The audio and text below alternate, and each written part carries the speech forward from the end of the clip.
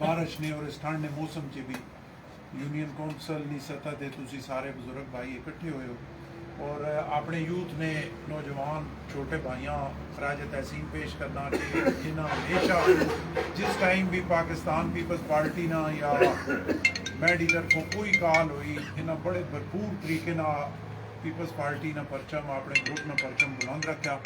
जिस तरह हूँ तुहाडे सामने गल्लां होईयां कि अज सारा तकलीफ देने का मकसद जोड़ा लॉन्ग मार्च ने हवाले ना आवे 27 फरवरी है जोड़ा लॉन्ग मार्च कराची तो जनाब बिलावल भुट्टो साहब की क्यादत से रवाना हो सी और 7 तारीख राती उन पिंडी पहुंचन और 7 सुबह फिर पिंडी तो चल के ते इस्लामाबाद डी चौक होना या फैजाबाद होना जेड़ी जगह हुई वो फिर पता लग गया सी उस चे असा भरपूर तरीके नाल शिरकत करनी क्योंकि ये जेड़ा लॉन्ग मार्च है ये बिलावल भुट्टो ने इकतदार मारे नहीं या पाकिस्तान पीपल्स पार्टी ने इकतदार मारे नहीं। ये लॉन्ग मार्च इस मुल्क का बचावने का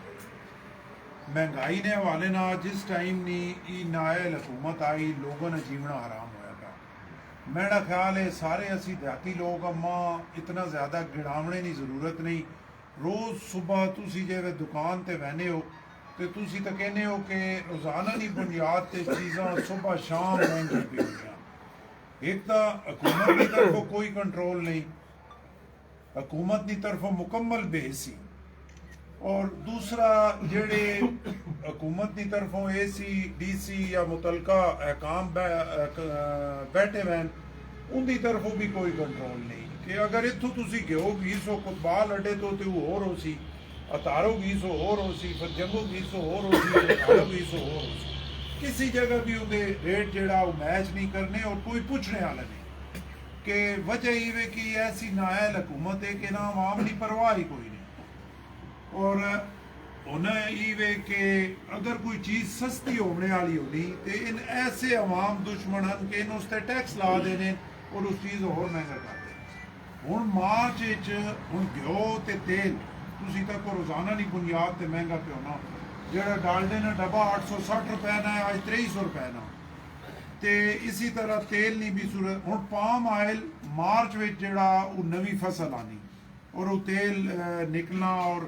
चांसेस है कि मार्च ही तेल घ्यो सस्ता हो सी। मैं सिर्फ एक छोटी जी मिसाल देना पाया ज़्यादा नहीं। इस हुकूमत उस घ्यो ते तेल जिस ना बनना पाम आयल ना उस ते 17% सेल्स टैक्स ला देता सिर्फ इस वजह तो कि सस्ता न हो। हुण चांस है कि शायद अवाम थोड़ी रिलीफ मिल भी गया इन्हें अपनी तरफ हुण 17% टैक्स ला देता 100 ना 17% होर वधा देता तो इनकी बेहसी और गैर सीरियसनेस नहीं ये महंगाई तो है ही है लोग मरने पैन वो अपनी जगह जेड़े सब तो खतरनाक गल है कि अस IMF को कर्जा गिन के पूरा मुल्क उस कर्जे से झुकड़िया गया हमेशा कर्जा तो गिने रहे हैं लेकिन ये सूरत हाल कदी नहीं तकी। अज जेड़ा साडा स्टेट बैंक है जेड़ा पूरे पाकिस्तान की मैशत कंट्रोल करना वो स्टेट बैंक असा IMF ने सामने गिरवी रख दिता जेड़ा स्टेट बैंक ने गवर्नर है हूँ IMF लाना और इतने गरीब मजदूर की तनख्वाह 1 रुपया वधावना ना मौत आनी तो वो जेड़ा स्टेट बैंक ने गवर्नर है वो 85 लाख रुपया महीने नहीं उसकी तनख्वाह है वो जेड़ा TA DA लटरम पटरम है उस मिला के 1.5 करोड़ रुपया महीने से इस गरीब अवाम अपोसी जेड़े नाक ने कि असी करप्शन खत्म करन आए हैं तो वो जिवें साडा सारा कुछ IMF ने सामने हो सी माशी तौर पर तो फिर असी कोई अपनी मर्जी ना कर सकते। इसी तरह हूँ CPEC चाइना जो साडा मुआहदा या होर जेड़े इंटरनेशनल मुआहदे जेड़े खुफिया राज है किसी भी मुल्क ने राज होने उन सारे इन्हें चाह के IMF ने सामने रख देते और IMF वो सारे राज अमेरिका ने हवाले कर देते तो साड़ी जी पाकिस्तान की सालमियत है इस वक्त दाव ते लगी पई और बहुत मुश्किल सूरत हाल है और अगर इसी तरह इस नायल हुकूमत ढील दी गई तो खुदा न खास्ता साढ़े मारे शायद असी उस स्टेज पर पहुँच गए कि जितों साढ़ा मुड़ना मुश्किल हो अज असी बचे पे हैं इस वजह तो कि इस्लामी मुल्कों असी उबैद मुल्क जिंदे को एटम बम जोड़ा जुल्फकार अली भुट्टो शहीद जिसकी बुनियाद रखी लेकिन मैं ये आखना कि अगर मेरे घर या तुहाडे घर दा क्लाशनकोफा पईयां भी होवन ते असां सही होवे कि एड़ा दुश्मन आवे ते साडे को असला बरूद इतना कहिए कि वो साडा कुछ नहीं कर सकना। लेकिन असी सुबह घर में जा साडे बच्चे आखन भाई रोटी कोई नहीं जी रोटी दो ते असी न दे सकां, असी उसा बर्दाश्त करसां, शामी फिर वो तकाजा होवे, शामी फिर असां अपने बच्चा खवाने मारे शह कोई न होवे, शायद असी वो शाम भी बर्दाश्त कर वेसां। लेकिन जिवें दुए दाड़े बाद सवेरे उन्हें साढ़े को डिमांड करे सन ना भाई असां खावने मारे कोई शह दो ते असी अक्सां भाई इन्हां क्लाशनकोफा वेचो, इन्हां आग लाओ ते इहदी रोटी ना बंदोबस्त करो। ते असी हुण उस स्टेज ते पहुंच गए हैं कि खुदा ना खास्ता कदों ई ना होवे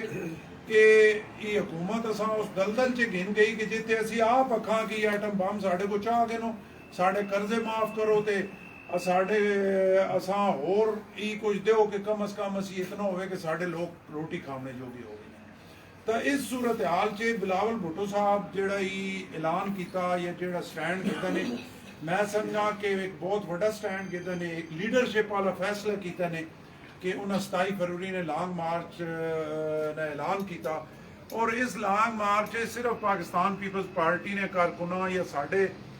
तलाकारे जेड़े बुजुर्ग भाई हैं उन्होंने नहीं बल्कि पाकिस्तान की अवाम चाही ना कि उन बाहर निकला ते तुसी जेड़े साढ़े पाकिस्तान पीपल्स पार्टी ने बुजुर्ग भाई और नौजवान दोस्तों लोगों ही दसना असा 8 तारीख 8 मार्च सवेरे तो वेना 9 बजे और बड़े भरपूर तरीके ना वेना। मैं वैसे तहसील फतेह जंग ने सारे दोस्तों खराज तहसीन पेश करना और खास कर जेड़ी पुरानी तुहाडी कुतबाल यूनियन कौंसल है तुसां जबरदस्त तरीके ना खराज तहसीन पेश करना कि तुसी हमेशा चाहे इलेक्शन होया उस भी अल्लाह ने फजलो करम ना बेहतरीन रिजल्ट होया, चाहे फतेह जंग ना जलसा होया, परेड ग्राउंड ना जलसा होया या कोई इवेंट होया, जिवें तुसां आवाज़ मारी तुसां अल्लाह पाक नी मेहरबानी ना बहुत भरपूर तरीके ना उस आवाज़ से लब है काका। और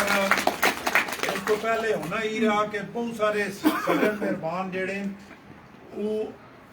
अपने ग्राएं चो संगिया दोस्तां भी आने हैं और गड्डियां भी अपनियां ही आने हैं। लेकिन इस बार कुछ असा पार्टी की तरफों भी सपोर्ट है, कुछ असी आप करसा इस बार सख्ती ना पाबंदी लाई, इन्हें अपने नौजवान जेड़े छोटे भाई हैं इन्हें भी जिद लाई तो मैं ना आख्या भाई नहीं सख्ती ना पाबंदी लाई कि गड्डियां जेड़ियां पार्टी की तरफ हो सन मैंडी तरफ हो सन, तुसें सिर्फ हिम्मत करनी कि भरपूर तरीके ना उस शमूलियत करनी और इंशाल्लाह मैं तवक्को करना कि उस इंशाल्लाह भरपूर तरीके ना शमूलियत हो सी। हुण इवे कि ज़्यादा टाइम तो ना गिने ग्रावां ने हिसाब ना अगर इत्थे लिख के ना भाई कितनियां कितनियां आई एस मुंसा तो एक यूनियन कौंसल ना टोटल पता लग वेंजे जेड़ा आसानी ना कर सको जेड़ी गड्डी वेंजे वो होवे भरी वे ते कोशिश पूरी हमेशा भरी वी होनी अपना कोई तोड़े अगे कोई मसला नहीं, लेकिन उससे भरपूर तरीके ना शामिल होना साड़ी कोशिश यही है कि असी जिला अटक चो कम अज कम 300 IS खड़ा जेड़ी तकरीबन 5,500 बंदा बनना। तो मैं उत्थे जो बिलावल साहब ने सामने भी गल हुई तो मैं उन्हें ये आखना बहुत सारे लीडर है, मैं उन्हें ये आख्या कि यूसुफ रजा गिलानी साहब साबिक प्राइम मिनिस्टर हैं, राजा परवेज अशरफ साहब साबिक प्राइम मिनिस्टर हैं और बड़े सीनियर रहनुमावन पार्टी ने,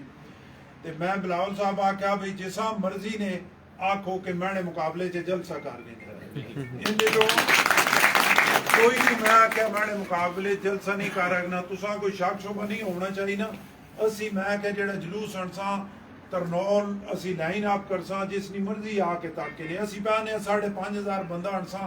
ते अल्लाह ने फजलो करम ना 5,500 तो उत्ते ही होसन घट नहीं इंशाल्लाह। आज टीवी ने प्रोग्राम है उत्ते शेख राशिद शफीक साहब है कि उन्हें आके जी पीपल्स पार्टी पंजाब च हिंजे या होवे, मैं आके जी पंजाब च हिंजे या होवे असी जेड़ा जुलूस अटक तो अनसा टीवी वाले तुसी अपने कैमरे शैमरे गिने ने ते आके उत्ते विसाख चेक कर गए ने साढ़े बंदे भी गिन गिने, अगर जेड़े मैं पाना इस तो घट होए तो मैं ना गल कर गिने ते अल्लाह ने फजलो करम ना असा कोई मसला नहीं असी अफोर्ड 300 IS कर रखने कभी अड़ी जेब पैसे होवन ते असी 600 IS भी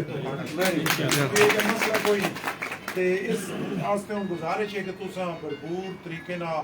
मेहनत करके ते ज़्यादा से ज़्यादा जेड़े बंदे नूं कढने ताकि उत्थे साडा इज्जत पर्दा भी बन विजे और इस नायल हुकूमत तो जान पिछो